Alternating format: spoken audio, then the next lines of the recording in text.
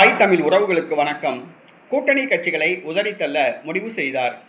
கூட்டணி கட்சிகளை உதறித்தள்ள முடிவு செய்தார் என்ற தலைப்பில் இந்த காணொளியை காண்கிறோம். திமுக 2026 தமிழக சட்டசபை தேர்தலில் கூட்டணி அமைத்தது. ஆனால் கூட்டணி கட்சிகளுக்கு திருப்தி அளிக்கவில்லை. கூட்டணி கட்சிகளுக்கு அள்ளி கொடுக்காமல் கிள்ளி கொடுத்ததுதான் காரணம். கூட்டணி கட்சிகளை திருப்திப்படுத்த முடியவில்லை.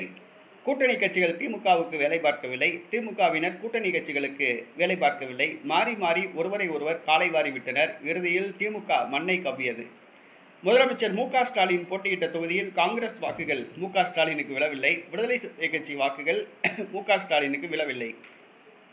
மு.க. ஸ்டாலின் கொளத்தூர் தொகுதியில் தோற்றுப்போனார்.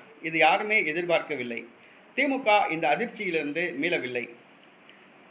முதலமைச்சர் மு.க. ஸ்டாலின் தோல்வியடைந்தது திமுகவினரால் ஜீரணிக்க முடியவில்லை. இந்த சூழ்நிலையில் திமுக துணை பொதுச் செயலாளர் கனிமொழி அவர்கள் கூட்டணி கட்சி துணைவின்றி தனித்து நின்று போட்டியிட்டு ஜெயிக்கக்கூடிய ஒரு வலிமையை திமுக வளர்த்து கொள்ள வேண்டும் என்று கூறியுள்ளார்.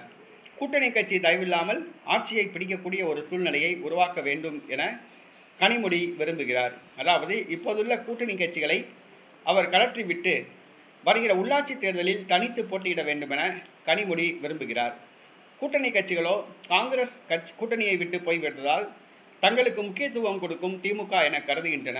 ஆனால் திமுகவோ இந்த கூட்டணி கட்சிகளால் தான் தாம் ஆட்சியை இழந்தோம், கூட்டணி இல்லாமல் வெற்றி பெறக்கூடிய ஒரு வலிமையை முதலில் பெறுவோம், கூட்டணியை சட்டசபை தேர்தல் நேரத்தில் பார்த்து கொள்ளலாம் என முடிவு செய்துள்ளதாக கூறப்படுகிறது.